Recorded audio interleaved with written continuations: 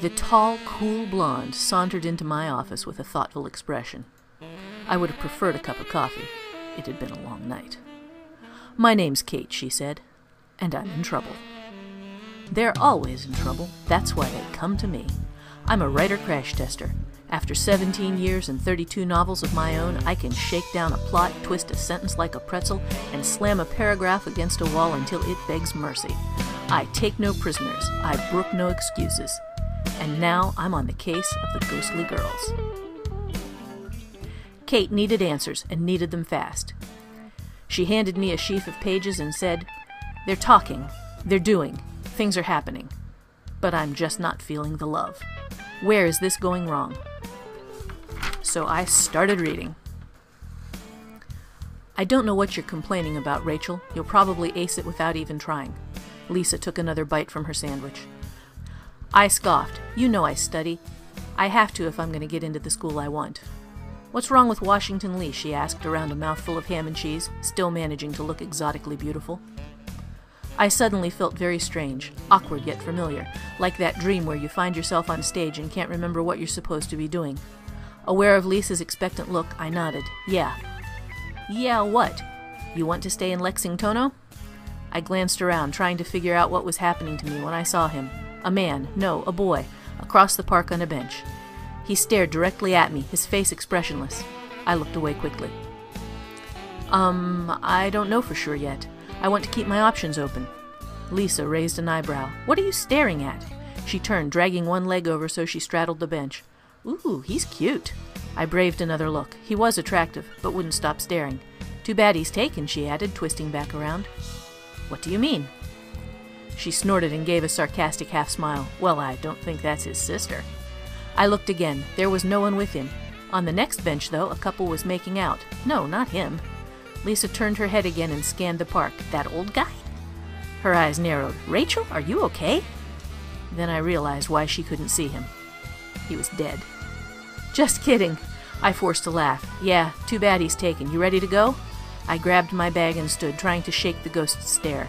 His expression had softened, and he acknowledged me when he caught my gaze. There was something very intense about him, besides his unwavering eye contact, that made him difficult to ignore. The writing is smooth, the story strong, the dialogue realistic. But the characters are barely there. Why are they so faded? Let's take a look at the dialogue here. We start with, "I don't know what you're complaining about, Rachel." I know, you know I want to study. What's wrong with Washington Lisle? Okay, we have a moment here of genuine beauty. I suddenly felt very strange, awkward, yet familiar, like that dream where you find yourself on stage and can't remember what you're supposed to be doing. This is excellent. But then we go back to, yeah what? You want to stay in Lexingtono? "I don't know for sure yet. I want to keep my options open. There are things going on in this scene. We get now. What are you staring at? Oh, he's cute. Too bad he's taken. What do you mean?" "Well, I don't think that's his sister." "No, not him. Rachel, are you okay?" "The old guy." Yeah, I forgot the old guy. And we find out that the character has been staring at a ghost. "Just kidding. Yeah, too bad he's taken. You ready to go?" What we have here are two stories running simultaneously. This is a war between the realistic dialogue and the relevant conflict, and these two girls are the casualties. Fix number 1. Dialogue must emulate rather than imitate life. We are listening to a conversation that sounds very real.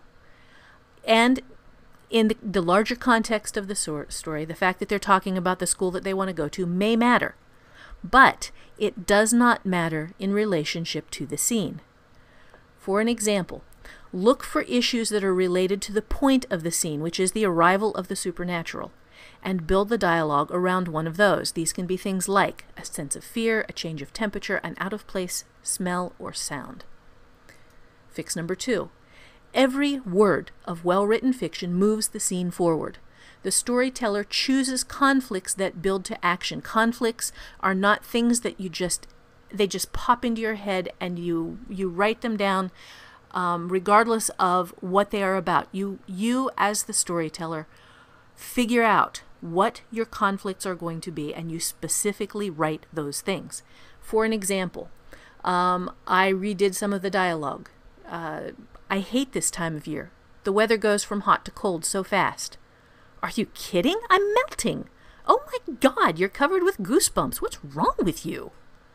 What's wrong with you? I can see my breath. This is something related to a sudden change of temperature, which we could find out later heralds the arrival of the supernatural, but it does so in a way that engages both of the characters and throws them into a conflict with each other.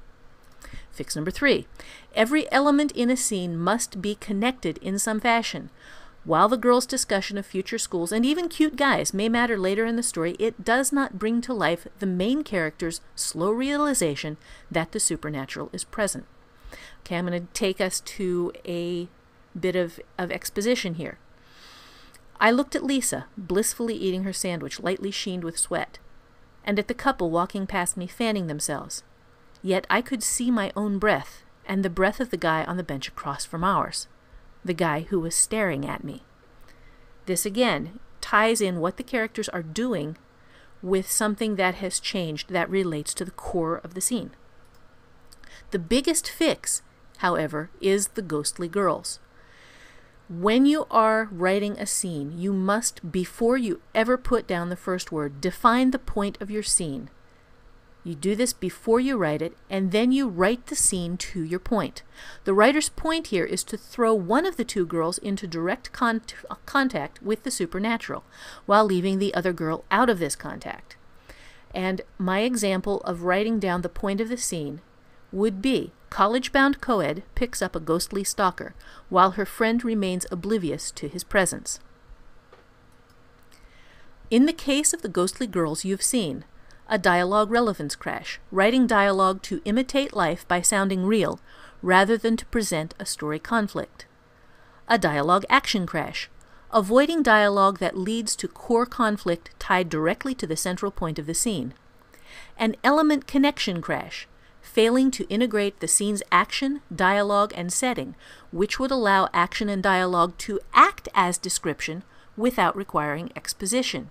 This is a trick that a lot of writers don't realize is possible. Your action and your dialogue can be description if you are focusing on your core of your scene. And finally, and the big one, a scene planning crash, failing to clearly define the scene's characters, conflict, and twist before writing the scene. Writer crash tests. I do them because all writers make mistakes. Working writers learn how to fix them. Learn to crash test your own writing from me, Holly Lisle, novelist, writing teacher, writer crash tester. Go to writercrashtest.com.